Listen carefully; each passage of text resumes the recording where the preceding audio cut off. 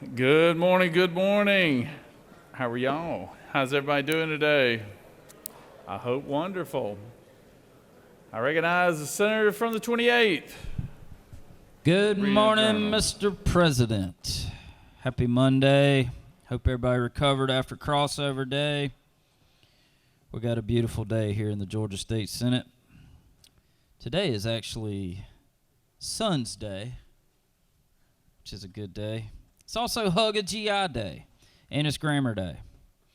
And on this day in 1861, Abraham Lincoln became the 16th President of the United States, and FDR was inaugurated as the 32nd President of the United States. And although we don't have a whole lot of work for these pages to do, we got a great lineup of pages to call out today.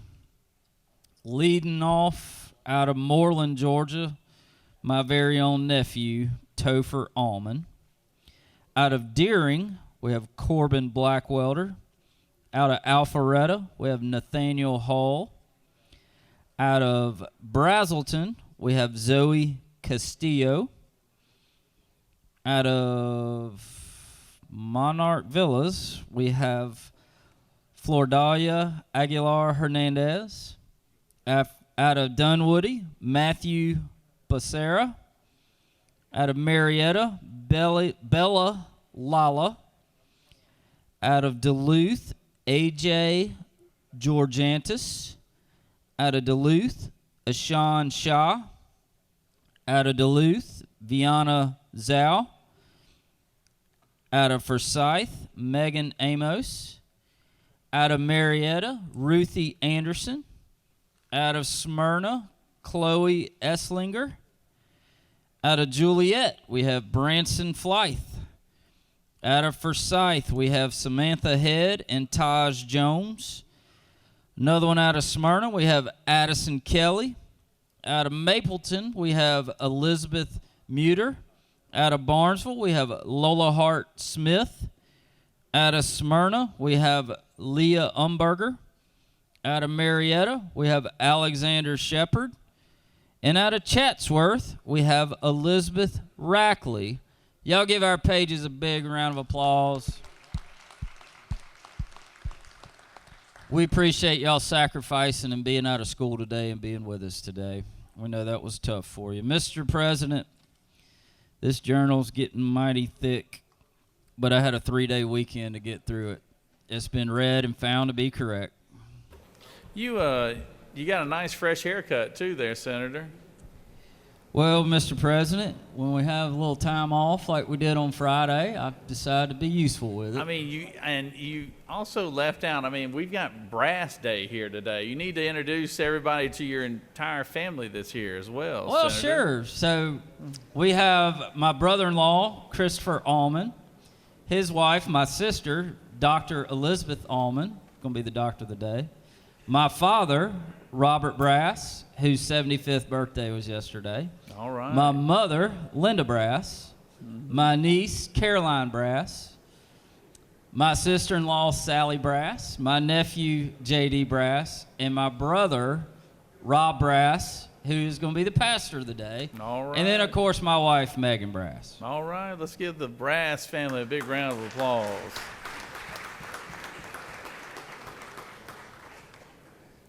You got a doctor and the preacher in the family, and then you, huh? I'll tell you what. You know. You the baby, too, aren't you? Aren't you the baby, huh? Middle child? That explains a lot right there. Middle child syndrome. All right. All right. And thank you, pages, for being here today. There's a lot of you back there. We appreciate all y'all taking the time and doing this, and always appreciate the page program here. So thank y'all very much. Is there objection to dispensing of the reading of the journal? Chair hears none. The reading of the journal is dispensed with. Is there objection to the confirmation of the journal? Chair hears none. The journal is confirmed. All senators who have bills and resolutions to introduce, please bring them to the Secretary's desk. First reading references the Senate bill. Secretary? Senate Bill 566 by Senator Harbison of the 15th and others, a bill to be entitled an act to amend Finance. Senate Bill 567 by Senator Summers of the 13th, a bill to be entitled State and local government. Senate Bill 568 by Senator Evans-Tarte of the 31st and others, a bill to be Judiciary. Senate Bill 569 by Senator Strickland of the 17th and others, a bill to be entitled Judiciary. Senate Resolution 703 by Senator Goodman of the 8th and others, a resolution expressing concerns regarding regulatory overreach impacting Economic development. Senate Resolution 709 by Senator James of the 35th and others, a Urban affairs. Senate Resolution 713 by Senator Parent of the 42nd and others, a bill to be entitled a resolution recognizing and Rules. commending. Senate Resolution 717 by Senator Robin of the 5th and others. Rules. Senate Resolution 718 of Senator Robert of the 5th and Public others. safety. Senate Resolution 719 by Senator Alvarez of the 56th and others. A resolution condemning Jew hatred in all forms and resolving to end its persecution and discrimination against the Jewish community and for the purposes. Judiciary. And correction, 718 goes to rules.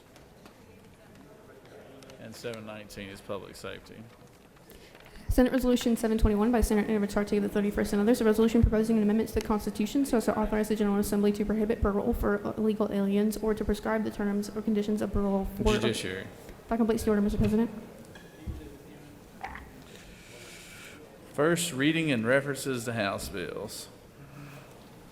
House Bill 56 by Representative Bertrand of the 166 and Higher others. education. House Bill 218 by Representative Hilton of the 48th and others. A bill to be- Judiciary. House Bill 349 by Representative Williams of the 168. Regulated industries. House Bill 441 by Representative Dempsey of the 13th and others. A bill to be- Regulated industries. House Bill 499 by Representative Hitchens of the 161st and others. A resolution. Children and family. House Bill 583 by Representative Hagan of the 156 and others. A bill to be entitled an act to amend chapter. Agriculture. House Bill 589 by Representative Chokas of the 151st. Government oversight. House Bill 617 by Representative Disperse of the 11th and others. Transportation.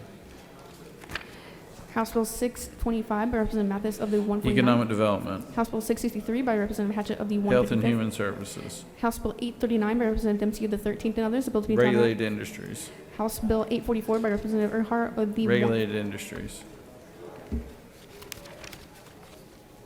House Bill 846 by Representative Leverett of the 123rd. Education and youth. House Bill 910 by Representative Jaspers of the 11th. Judiciary. House Bill 924 by Representative Ballinger of the 23rd and others. A bill to be entitled an act to amend. Insurance and labor. House Bill 926 by Representative Reeds of the 99th and others. A bill to be Judiciary. House Bill 935 by Representative Vance of the 133rd and others. A bill to be entitled an act to amend Chapter 14 of Title 40. Insurance and labor. House Bill 1017 by Representative Seabach of the 34th and others. A bill to be Judiciary. House Bill 1023 by Representative Williamson of the 112th and others. A bill to be entitled an act to amend Article 2 of Chapter 7 Title 48 of the ACU. Finance. House Bill 1031 by Representative Washburn of the 144th and others. A bill to be entitled an act. Finance. House Bill 1046 by Representative Clark of the 100th and others. A bill to be entitled an Regulated act. industries. House Bill 1052 by Representative Kennan of the 172nd and others. A bill to be entitled an act. Finance. House Bill 1053 by Representative Barrett of the 24th and others. A bill to be- Banking. House Bill 1075 by Representative Hilton of the 48th and others. Judiciary. House Bill 1096 by Representative Washburn of the Regulated 144th. industries. House Bill 1099 by Representative Huddleston of the Judiciary. House Bill 1104 by Representative Crawford of the 84th and others. Education and youth. House Bill 1105 by Representative Betraya of the 166 and Public others. safety. House Bill 1116 by Representative Buckner of the 177th. Finance. House Bill 1122 by Representative Hilton of the 48th and others. A bill to be entitled an act. Education and youth. House Bill 1123 by Representative Barrett of the 24th and others. Judiciary. House Bill 1125 by Representative Cooper of the 45th and others. A bill to be entitled an act. Insurance and labor. House Bill 1146 by Representative Stevens of the 164th and others. A bill to be entitled an act. Natural resources. House Bill 1149 by Representative Maynard of the 56th and others. A bill to be entitled State and local government in general. House Bill 1180 by Representative Carpenter of the 4th and others. A bill to be entitled an act to amend Section 48. Finance. House Bill 1190 by Representative Collins of the 71st and others. A bill to be entitled an act to amend. Regulated industries. House Bill 1197 by Representative Houston of the Finance. House Bill 1201 by Representative Gaines of the 120th. Judiciary. House Bill 1223 by Representative Leverett of the 123rd and others. A bill to be entitled an act to amend. Agriculture. House Bill 1231 by Representative Holcomb of the 81st. A bill to be entitled an act to amend Code Section 23519.2 of Higher the OC. education. House Bill 1223 by Representative Hitchens of the 161st and others. A bill to be entitled an act. Finance. House Bill 1239 by Representative Collins of the 71st and others. A bill to be entitled an act to amend Title 40 of the Public OC. safety. House Bill 1253 by Representative Anderson of the 10th and others. A bill to be entitled an act to amend Part 1. Government oversight. House Bill 1255 by Representative Jones of the 60th. Judiciary. House Bill 1260 by Representative Gaines of 120th and others, a bill to be Regulated industries. House Bill 1274 by Representative Huddleston of the Higher 70th. education. House Bill 1280 by Representative Hugley of the State and 140. local government. House Bill 1281 by Representative Hughes of the 141st State and and local others. government. House Bill 1282 by Representative Hugley of the 141st State and and local others. government. House Bill 1283 by Representative Persinger of the Judiciary. House Bill 1292 by Representative Ortega of Judiciary. House Bill 1294 by Representative Perkle of the 160. Regulated industries. House Bill 1312 by Representative Jaspers of the 11th. Regulated industries. House Bill 1314 by Representative Roman Health of and human services. House Bill 1318 by Representative Holcomb. Transportation. House Bill 1319 by Representative Clark. State and local government. House Bill 1320 by Representative Clark of the 100th and others, a bill to be entitled Act to State and amend. local government. House Bill 1322 by Representative Cannon of the 172nd and Regulated others. industries. House Bill 1326 by Representative Stevens. Health and human services. House Bill 1335 by Representative LaHood of the 175th and others, a bill to be entitled Health and Act. human services. House Bill 1341 by Representative Staines of the 180th and others, a bill to be entitled Act to amend Article Economic 3. development. House Bill 1344 by Representative Dempsey of the 13th and Regulated others. industries. House Bill 1347 by Representative State and local Simpson. government. House Bill 1361 by Representative Thomas of the 21st and others. Judiciary. House Bill 1363 by Representative Mathiak of the Health 74th. and human services. House Bill 1371 by Representative Burchett of the 176th. Judiciary. House Bill 1407 by Representative State and LaHood. local government. House Bill 1409 by Representative Leverett of the 123rd and others, a bill to be Judiciary. entitled. House Bill 1410 by Representative Istration of the Economic 104th. development. House Resolution 302 by Representative Cape of the 135th. Appropriations. House Resolution 854 by Representative Huddleston. Transportation. House Resolution 901 by Representative Dempsey. Appropriations. House Resolution 902 by Representative Dempsey. Appropriations. House Resolution 1021 by Representative Stevens of the 164th and others. Finance. House Resolution 1042 by Representative Leverett of the 123rd. Appropriations. House Resolution 1133 by Representative Mitchell of the 88th and others. Health and human services. House Resolution 1164 by Representative Transportation. House Resolution 1215 by Representative Jaspers of the 11th and others. Transportation. That completes the order, Mr. President.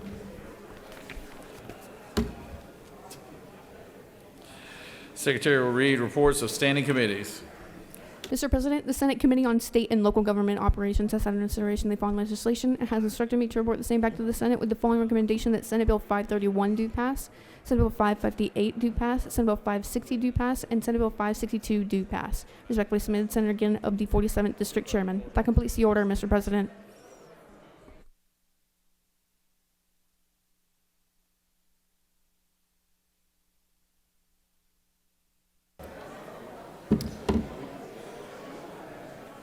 It is now time for the morning roll call. Are there any motions to excuse? Recognize the senator from the second. Thank you, Mr. President. I ask for unanimous consent to excuse the senator from the 9th and the 7th. Without objection, the senators from the 9th and the 7th are excused. Recognize the senator from the 33rd. Thank you, Mr. President. Good morning, y'all. I ask for unanimous consent to excuse the senators from the 5th, 7, 9, 10, 35, and 38 for business inside the Capitol, sir. 35, and what was the last two? 38, 35 and 38? yes, sir. All right. Without objections, the senators from the 5th, the 7th, the 9th, the 10th, the 35th, and 38th are excused. Recognize the senator from the 32nd. Thank you, Mr. President. I ask for unanimous consent to excuse the senator from the 37th for business outside the Capitol. Without objection, the senator from the 37th is excused. Recognize the senator from the 1st. Thank you, Mr. President. I ask for unanimous consent to excuse the senators from the 4th and the 25th for business inside the Capitol. Without objection, the senators from the 4th and the 25th are excused. Any other motions to excuse? Secretary will call the roll. Senators, signify your presence by voting the yea switch. Secretary, unlock the machine.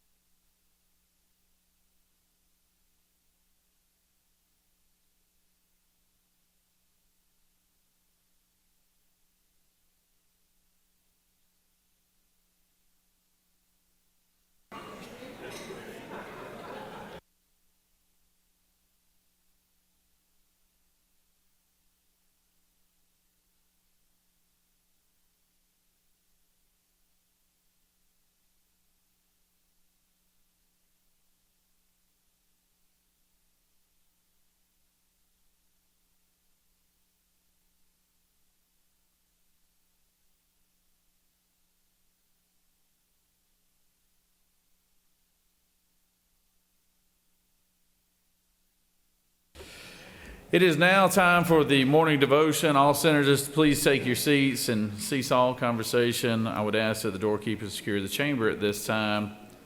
And since it is a senator from the 28th day here at the Capitol, it's only fitting that his brother here is the pastor of the day. And I now call on the senator from the 28th to lead us in our pledge and introduce our pastor of the day. Senator? Thank you, Mr. President. Please rise. I pledge allegiance to the flag of the United States of America and to the republic for which it stands, one nation, under God, indivisible, with liberty and justice for all. And now the Georgia flag. Pledge allegiance to the Georgia flag, the principles for which it stands, wisdom, justice, moderation, and courage. Colleagues, it gives me great honor to be here today, and really today is we're celebrating the birthday of my father. He turned 75 years old yesterday, and my mom and dad are down here with us, and as a little token of appreciation for them putting up with me today, I decided to have their two good kids down here to honor them, and the first of which is my brother. And really in my life there's really, outside of the preacher, there's two men that I really look to and look up to when it comes to really my walk with the Lord, and one of which is, again, my father over there and my brother behind me here. And so when my brother went on and officially started with FCA back in August of 2011, and FCA's Fellowship of Christian Athletes, they have he became area director for Coweta County, and since those humble beginnings, he's grown with the organization to now lead 40 staff who serve roughly 200 high schools, middle schools across 12 school systems, including Fayette, Douglas, Atlanta Public Schools, DeKalb, South Fulton, Clayton, Henry, and of course Coweta. The area also includes off-campus ministry through baseball, soccer, basketball leagues, and travel teams serving over 1,000 inner-city youth. And additionally, his area includes the college campuses of Georgia State, Clayton State, and Morehouse. And his team is dedicated to fulfilling the mission of FCA, which is to lead every coach and athlete into a growing relationship with Jesus Christ and his church. And so with that, I give you my brother, Rob Brass. Thank you, Senator Brass. And thank you, Lieutenant Governor Jones, for having me. I had some flattering things that I was going to say about my brother, and then I got to talking to a number of people around, and the older brother in me kicked in, and I realized that y'all have put, Matt is a middle child, I'm the oldest, and just seeing all the things that he got away with as a younger child and the things that he would say, and then y'all put him in charge of rules. I mean, for instance, my official letter said, please don't take any more than 5 minutes. Well, I was talking to Matt. He said, hey, look, we don't have any bills today. Take as long as you want. So I will not do that. I promise. Remember, I'm the oldest. But rules is what I want to talk to you about. This is my Bible. When my brother got sworn in originally, he requested to do the swearing in on this Bible, probably because it has duct tape. And, I said, brother, you're a public servant now. You just got sworn in, and you're probably going to get sworn at, right? Amen? Listen, that's our challenge as the human race. That's our challenge is we build up all this mistrust because we live in a sinful, broken world, right? And it can be ugly at times. And our distrust not only is a horizontal distrust with the relationships around us, but it can become a distrust of God. And then we start getting the view that this book is just a book of rules. And that's not what it is. It's a love letter from God to us. Remember in the garden where Adam and Eve, the original sin, right? They ran and hid from God. You know, we all had this view that God is this mean old man up there waiting on me to break the rules so he can zap me, right? But who went to who in the garden? God went and sought out Adam and Eve. He said, "Where are you?" It was not a question of location. He knew where they were. It was a question of the heart. Where are you? He still wants to know that of us today. Broken people he loves. King David is a perfect example. He said in Psalm 27:4. Now we know in this book, in this greatest history book of all time, that King David, he sinned a lot. And it's all written down for everybody to see. But King David said this one thing. I don't have long, so I'm just going to tell y'all about one thing. And in Psalm 27:4, King David said, "One thing I seek, one thing I ask of the Lord, that I may dwell in the house of the Lord all the days of my life." And watch this. Here's why. To gaze upon the beauty of the Lord and to seek him in his temple. We don't think about God being beautiful. But he is beautiful and he loves us. He loves us dearly. Recall the story of the rich young ruler. He came to Jesus and he said, "Look, I've been obeying all these rules. What do I need to get eternal life? I've obeyed all the rules." And Jesus said, "You lack one thing. You got to go sell everything and then come follow me." We get too caught up in, oh man, he had to give everything up. That's not what the one thing was. The one thing is the relationship. See, God values relationships over the rules. He knows we're going to break the rules. When Adam and Eve broke the rules, there weren't rules, plural. There was one rule: don't eat from that tree. We're not good rule followers. God knows that, and he loves us in spite of it.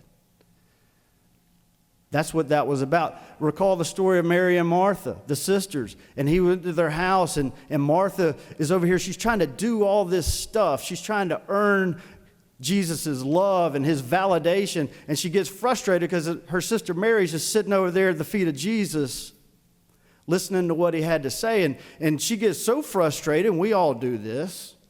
She went to Jesus, she went to God, and she started fussing at Jesus.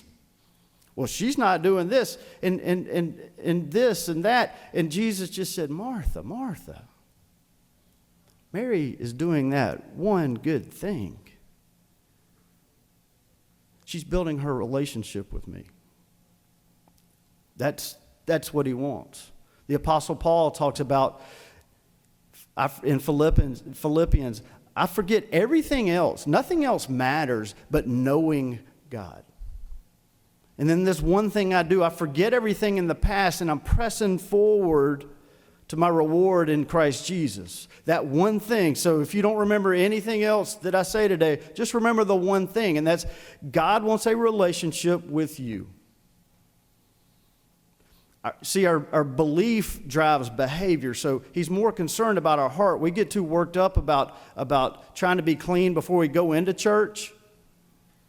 He understands that what's in the well comes up in the bucket. So he's trying to change our hearts. That's what he wants. He wants your heart. That's what he wants. And it looks a little like this, and I'll be done. Matthew chapter 11, maybe you've heard it. And Jesus has this invitation of, "Come to me, all you who are weary and burdened, and I will give you rest. Take my yoke on you. Take my yoke upon you, because my burden is easy and it's light." I don't always do this, but there's a different version called The Message. It's a paraphrase, and it has this one line in there that I think we can all relate to. And basically, I'm going to paraphrase the paraphrasing, and basically what Jesus says is, "Hey, come hang out with me. Learn from me, and I will teach you the unforced rhythms of grace. I don't know about you, but I like that. I liken it back to maybe, when you first got your car when you were 16 and it's a beautiful Georgia afternoon, you got the windows down, the radio turned up, and your favorite song comes on and you start tapping the steering wheel. Now, did you sit there and go, you know what, I love this song. I think I'm going to start tapping the steering wheel. No, you didn't. You just started singing along. It's the unforced rhythms of grace. That's the one thing. He wants a relationship with all of us. And that's it. I'll close us in prayer.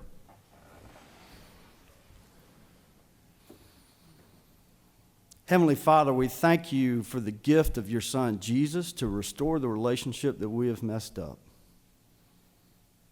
Lord, for those of us here in this room who want to grow and learn more about the unforced rhythms of grace, teach us. In Jesus' name, amen.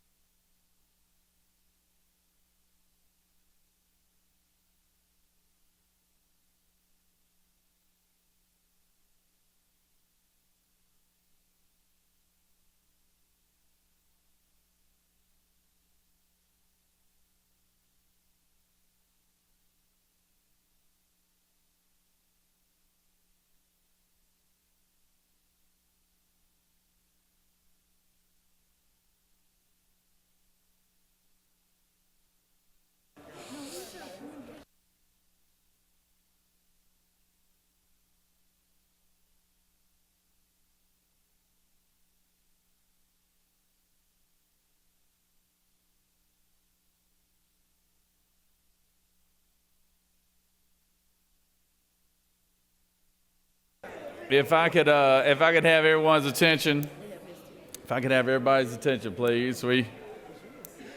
We got a special guest here today, the gentleman that has been in public service most of his adult life, and he's done a good job. He was in the House of Representatives, and then he was Labor Commissioner, and now he served as the DeKalb County CEO for almost, what was it, 10 years now? 10 years? As CEO of DeKalb County. It's my Eighth and final year is what he says. I don't believe that. He's going to do something else. But Michael is a good friend, and he has done a wonderful job in DeKalb County. I know he has helped me through the years with a few projects that he and I had to help some fellow constituents out with, and he was very helpful with that. And I always appreciate Michael's friendship and all his years of service to the great state of Georgia. And I now would like to call on the senator from the 41st to introduce our special guest. But let me have the secretary read the caption first of the resolution. Senate Resolution 581 by Senator Jackson of the 41st and others. A resolution recognizing and commending Michael Thurmond and for other purposes. Whereas Michael Thurmond is the Chief Executive Officer of DeKalb County, Georgia, one of the largest and most diverse counties in the southeastern United States. And whereas in 1998 he was elected Georgia Labor Commissioner, becoming one of the first African Americans to be elected to statewide office in Georgia. Now therefore be it resolved by the Senate that the members of this body recognize and commend Michael Thurmond for his service to the state of Georgia and extend the most sincere best wishes for continued health and happiness. That completes the order, Mr. President. Is there objection to the adoption of the resolution? Chair hears none, and the resolution is adopted. I now recognize the senator from the 41st to introduce our special guest. Thank you, Mr. President. It's my great honor to introduce you all, a man who needs no introduction, to the CEO of DeKalb County, the Honorable Michael Thurmond.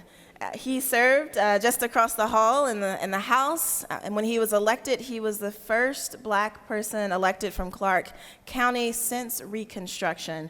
And as a historian, he can tell you all about that journey to that office. Since serving as a CEO, the Honorable Thurmond has made it his business to make sure that DeKalb Countyans are safe and are well fed and cared for. We've talked a lot about food sustainability over the years that I've been here, and I'm proud to say that DeKalb County has gone above and beyond to make sure that DeKalb County citizens have food, particularly during the pandemic, by passing out thousands and thousands and thousands of pounds of fresh produce and food to our citizens. So with that, I introduce you to the Honorable Michael Thurmond. Thank you. Good morning. First, I want to thank our visionary Lieutenant Governor for offering myself and DeKalb County this opportunity. Mr. Lieutenant Governor, we appreciate your leadership, your dedication, and your outstanding service to the people of the great state of Georgia. Thank you. To our distinguished Chair Lady of the Senate DeKalb delegation, Chair Lady Jackson, thank you for being a friend and supporter. Thank you for leading and no offense to any other delegation, but thank you for leading the best Senate delegation in the state of Georgia. We love you all, we appreciate you, and you're doing a wonderful job. I won't belabor, when you get to your offices this afternoon, you may not have been impressed by my speech, but we left Girl Scout cookies in all of your offices for the members of the Senate. So that should get me a rousing standing ovation, if nothing else. So thank y'all so much for letting me be here.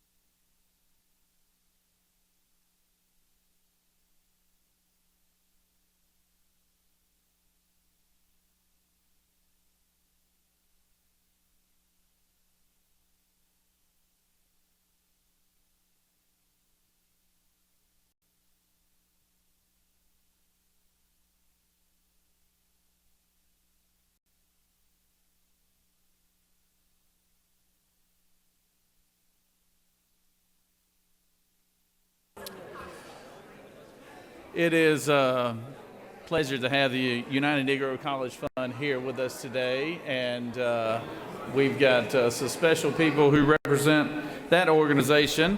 Secretary, read the caption. Senate Resolution 650 by Senator Davenport of the 44th and others. A resolution recognizing the 80th anniversary of the United Negro College Fund and for other purposes. Whereas the United Negro College Fund is an American philanthropic organization that funds scholarships for underrepresented students as well as provides general operating support to privately historic black colleges and universities. And the UNCF has raised $4.8 billion to help more than 500,000 students earn their college degrees. Now therefore be it resolved by the Senate that the members of this body recognize the United Negro College Fund on its 80th anniversary, April 25th, 2024, and commend its outstanding commitment to providing a quality education for minority and low-income students. That completes the order, Mr. President. Is there objection to adoption of the resolution? Chair hears none, and the resolution is adopted. I now recognize our senator from the 44th to introduce our special guest of the day. Senator? Thank you very much, Mr. President.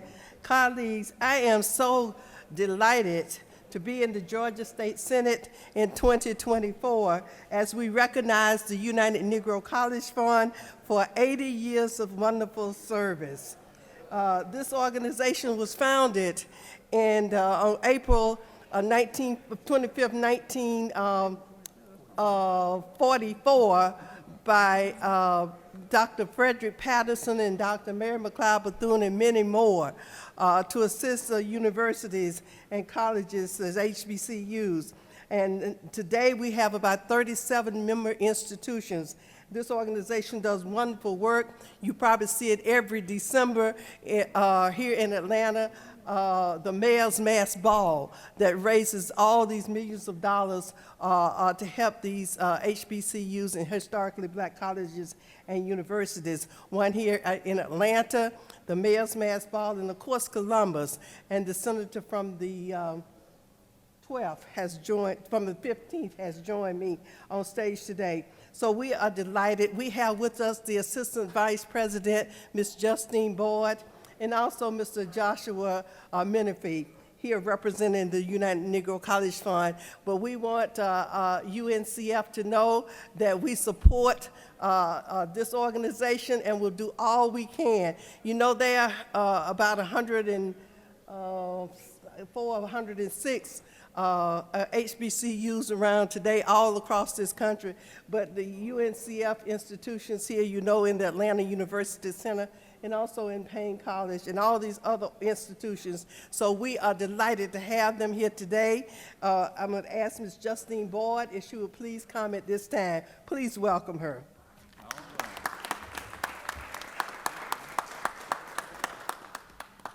Good morning.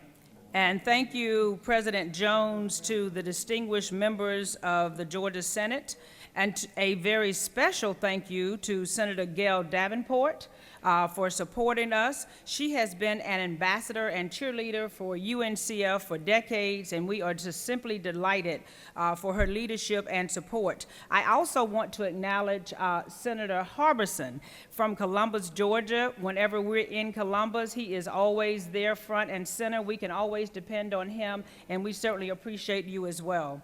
As you heard, UNCF is celebrating its 80th anniversary. We are the largest and most effective minority education organization in the nation. We support 37 historically black colleges and universities, and we award more than $100 million each year in scholarships.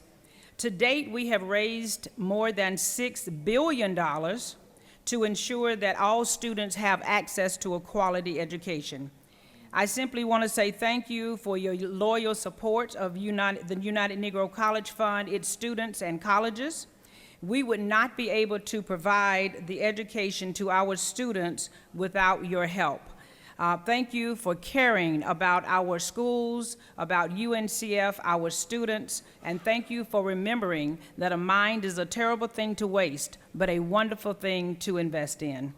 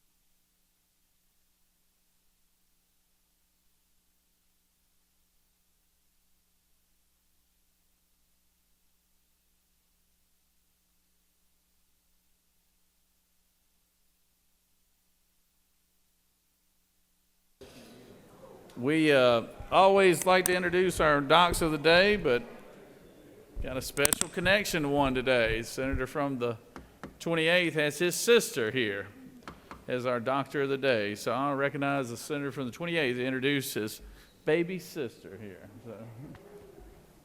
Thank you, Mr. President. Gives me great honor to introduce the doctor of the day today. And obviously, she holds a special place in my heart since I used to beat up on her as a little child. And really, I feel like she owes it all to me while she's a doctor. But many people in this room will disagree with that, me included. And you know, as shocking as it is enough that I have a brother in the ministry, having a sister as a doctor might even be more shocking to many of y'all. But let me tell y'all a little bit about her. So, Dr. Elizabeth Allman. Elizabeth actually decided she wanted to be a doctor at the age of 3. Think about that. I'm 46, and I still don't know what I want to be when I grow up. But at age 3, she decided she wanted to be a doctor, and so she went on to Georgia Tech to do her undergraduate degree in chemical and biomolecular engineering, where she graduated with a GPA higher than I can even count. And in her first year of undergrad, she got married to Christopher, who's with us, and then she went on to med school at Mercer. And in her first year at Mercer Med School, she actually got mono and got sick. And which, if you get sick in med school, and miss a lot, that's a big deal, I'm told. But anyway, so then she graduated Mercer Med School and stayed in Macon at Navicent Health, which is a level 1 trauma center, and that's where she did her general surgery residency. And in her very first year of residency, she got pregnant with Topher, who's also with us and paging with us today. But I say all that to say she has been a very driven person really since the day she was born, and someone I've always looked up to, even as a little sister. Just watching her grow as a young lady and now a doctor has just been an amazing journey, and I'm very proud to introduce Dr. Elizabeth Allman, who's now at Piedmont Noonan and also the chairman of surgery there.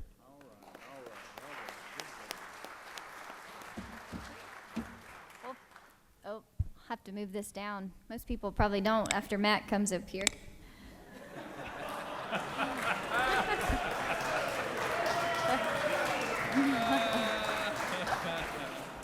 Thank you to the Lieutenant Governor and the State Senate for having us all here today, essentially hosting Bring Your Family to Work Day at the State Capitol. We do appreciate it. It's such an honor to be here.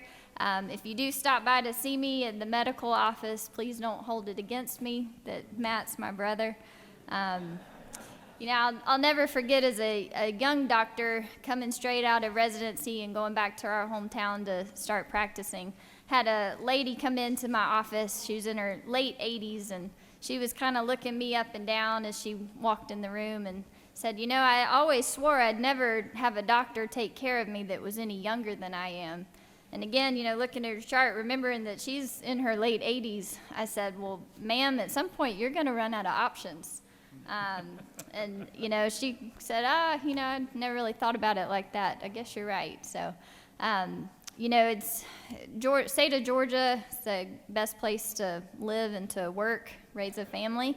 And I just appreciate y'all's efforts to continue to make it that way. So we can continue to encourage good doctors to come serve the people of Georgia and provide excellent health care. So thanks for all that y'all do. All right, good job, good job, good zinger, too, good zinger.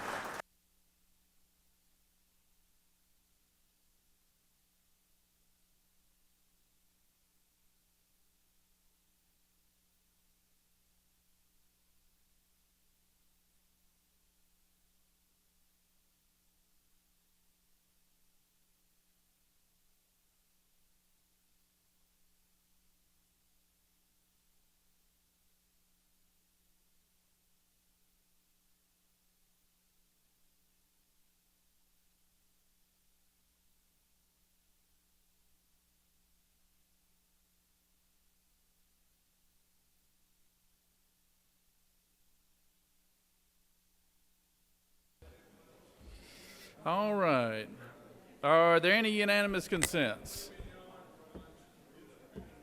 Does any senator wish to rise on a point of personal privilege? I recognize the senator from the 12th.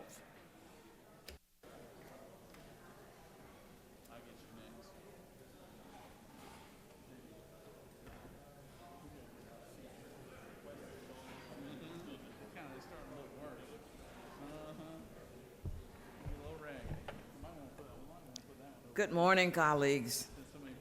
Thank you, Mr. President. Today, colleagues, we celebrate the 50th anniversary of the Georgia Senate support for our former Governor Carter's rejection of the Sprewell Bluff Dam proposal of the Army Corps of Engineers. We celebrate the 50th anniversary of this body protecting our precious Flint River from the machinery, steel, and concrete of dam builders. In a very close vote, the Georgia Senate defeated a House resolution urging the U.S. Army Corps of Engineers to build a dam at Sprewell Bluff on the Upper Flint. The Senate thereby supported their former colleague, Governor Jimmy Carter, in his previous rejection of the project to keep the river one of only 40 in the entire country that is undammed for 200 or more miles. At that time, we did not realize that this body was not only protecting over 30,000 acres of prime timberland, rare plants and animals, hunting and prime river fishing, but it also protected a way of life, a way where humans respect and cherish the natural world that sustains us. This has become an increasingly rare culture in a very busy world. Focusing on the array of benefits free-flowing rivers offer,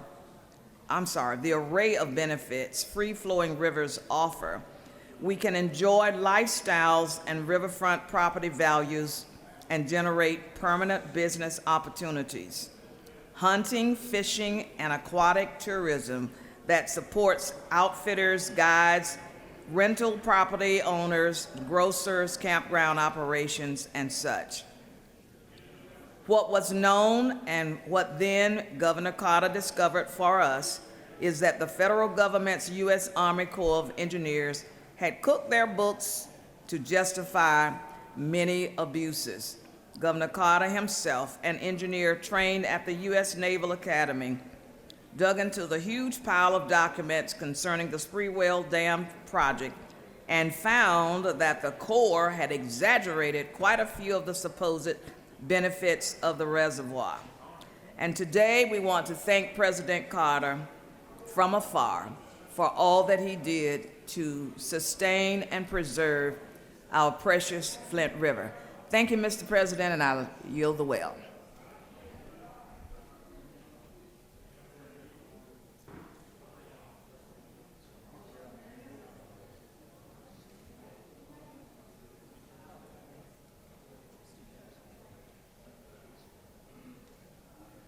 Recognize the senator from the 51st.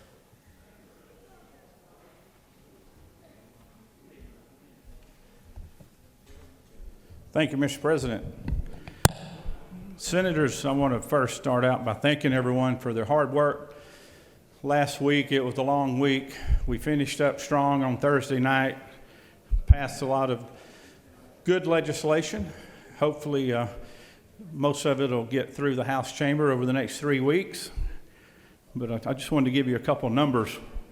And I was hoping all of our senators that are outside would come in while I'm discussing this, because this is an important issue I want to discuss this morning before I finish.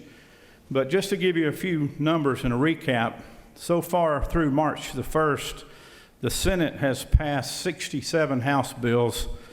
The House has passed 26 Senate bills. Let me repeat that. Yeah.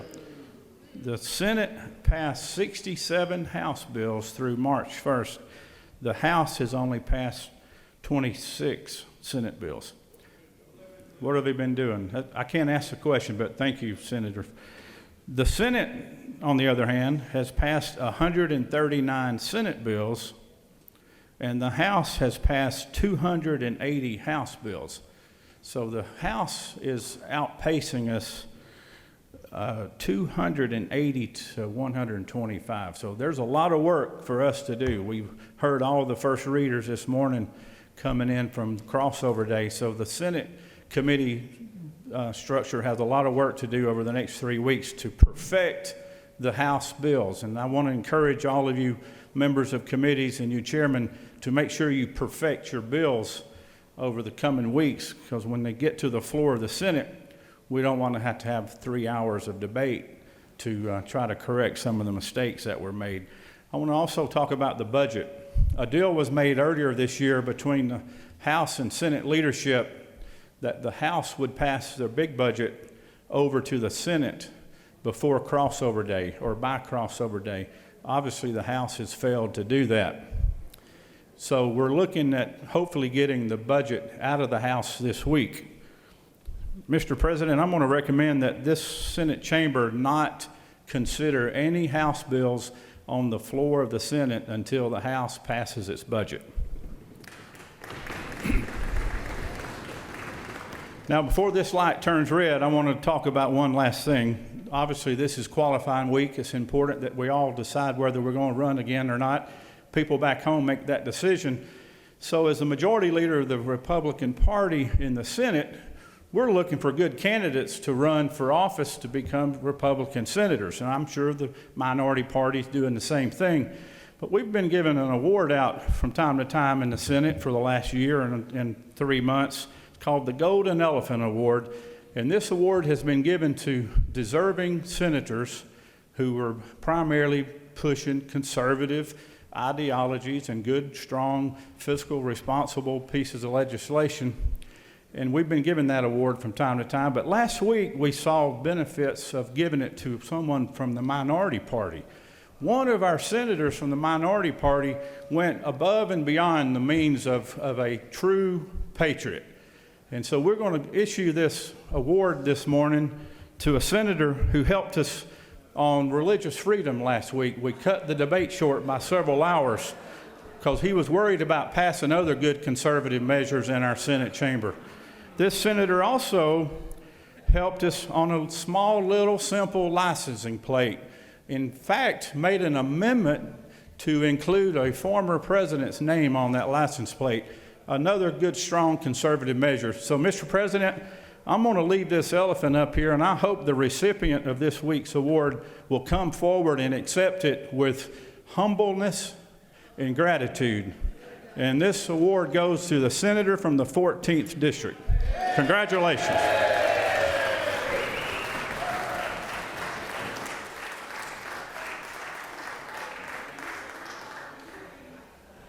Recognize the senator from the 14th, the strong, conservative-minded, good-looking, smart. Thank you, Mr. President. All I can say is that if there are any Republicans in my district who accuse me of being a left-wing nut, this is my answer. So thank you very much for the honor.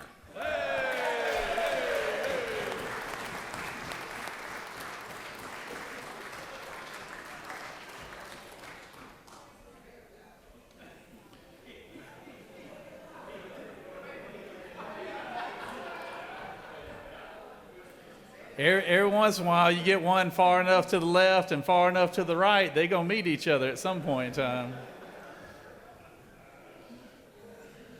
All right. I want to take a moment. I want to recognize the youth leadership group from Newton County that's here today. Youth leadership.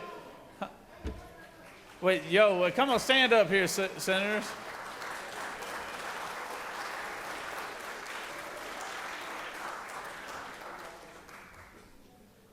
The senator from the 43rd is, she's wanting to take credit for that, so y'all gonna stand up again here in a second. So, but thank y'all I'll for take being credit, here. Mr. President. Thank you for the well because I represent them.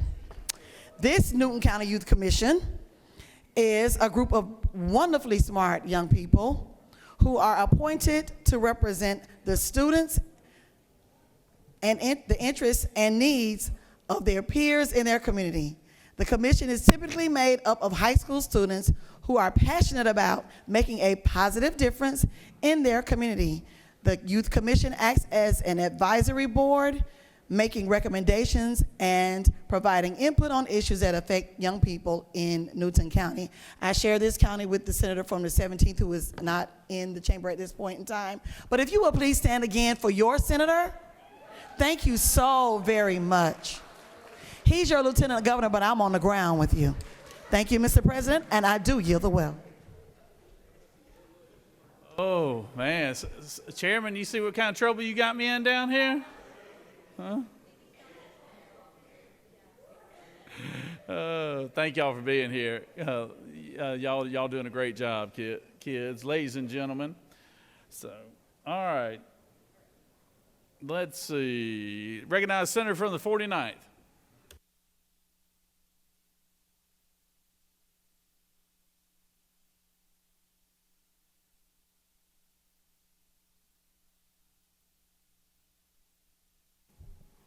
Thank you, Mr. President. I have some exciting news out of Gainesville.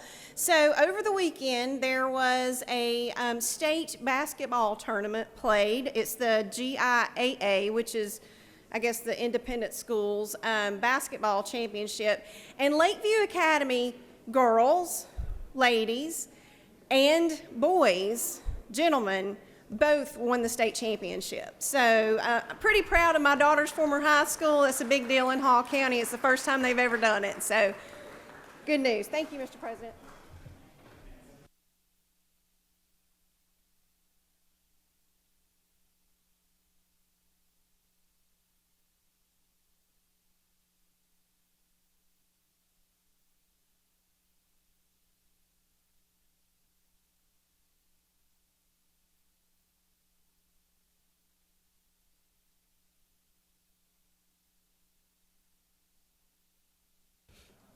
Senator from the 14th.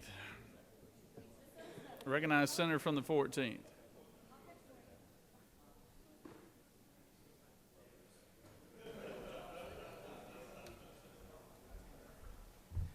Thank you, Mr. President. On a serious note, I will cash in my honorary majority cred today just to deliver this message. Yesterday, I was alarmed, candidly, to see a reply on Twitter from a sitting congressman, Mike Collins, in response to what is well known on the internet to be a far-right, in fact, neo-Nazi account based in Australia. And that account had posted a picture of a reporter who is Jewish, or at least the owner of the account said, if you're wondering, yes, she is. For those who are, this is a lot of layers of subculture and internet, but the bottom line is the obvious context was that the poster was talking about a woman and trying to identify her as Jewish as a dog whistle to the far right. Our own Georgia's Congressman Mike Collins replied to that and basically said something to the effect of, never had any doubt. Well, a lot of people jumped on him and said, you may not realize the context, but you need to delete this post. He has doubled down and he has refused to delete it. And what that means is that he is aware that he is dog whistling to an anti-Semitic base, and he's okay with it. My friends and my colleagues, I bring this to your attention today because this is exactly the kind of thing that HB 30 was supposedly designed to address, which is putting in front of prosecutors and agency officials this type of information about what type of dog whistles and not overt anti-Semitism might be out there to inform their decisions about how to respond to conduct that causes harm. And I just want to ask for accountability. We would hope that no matter which member of any party would do this, that we would band together and say, this is not acceptable. And I know that not all of us are going to do that publicly, but what I ask is, if you've got the group chats you're on, if you've got friends with connections to him or his staff, let him know that this is not okay. And that this type of behavior is exactly what we're talking about when we say that we can't let creeping anti-Semitism, whether it's by joke, whether it sounds nihilistic or not, we can't let it creep into our public discourse, and certainly not at the level of a sitting U.S. congressman. So I rise today to condemn Congressman Collins' statement, his refusal to cure the situation, and I ask for my colleagues' support publicly and privately in letting him know there's no space for hate or anti-Semitism in Georgia. Thank you, Mr. President.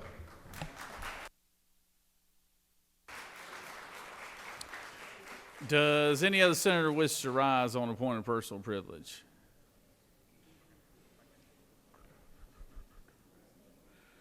Does anybody want to come up here and kill some time while we're waiting on something?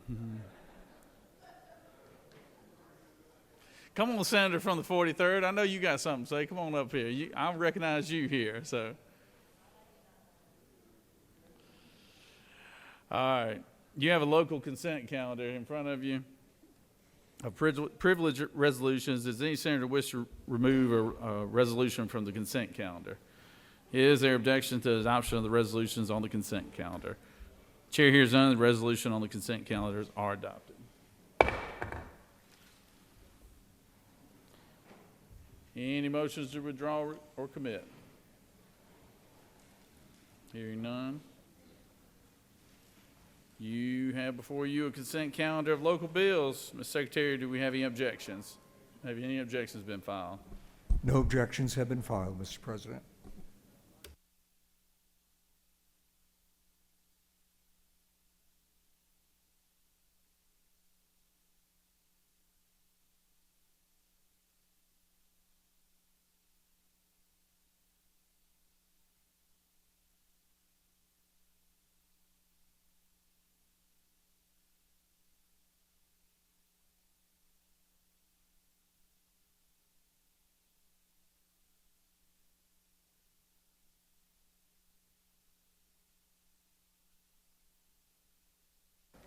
Room full of politicians. Typical. When I need you to talk, y'all all stay quiet.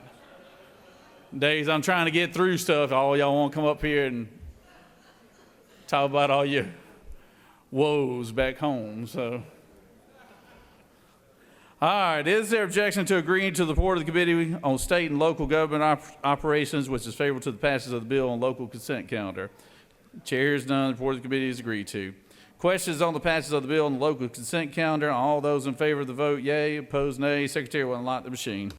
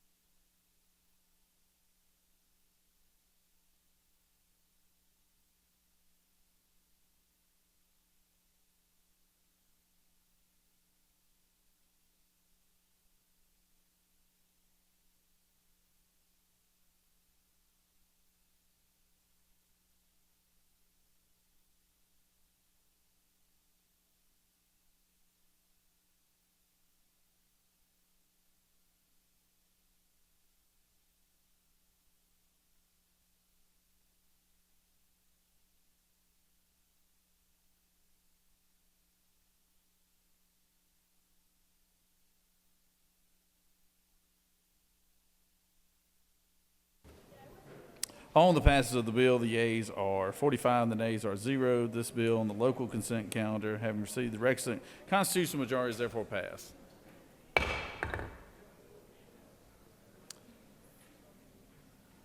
Recognize the majority leader. Thank you, Mr. President. I move that the Senate stand adjourned until Tuesday, March 5th at 10 a.m. The majority leader has moved. Secretary, read the announcements. The Rules Committee will meet upon adjournment in 4:50. The Health and Human Services Committee will meet at 2 p.m. in 4:50. The Finance Committee will meet at 3 p.m. in Mez 1. And the Judiciary Committee will meet at 4 p.m. in 307 of the CLOB. All other committee meetings have been canceled today. That completes the order, Mr. President. Any other announcements? The majority leader has moved that the Senate stand adjourned until 10 a.m. Tuesday, March 5th. Is there objection? All those in favor of the motion signify by saying aye. All those opposed, no. The ayes clearly have it. We're adjourned.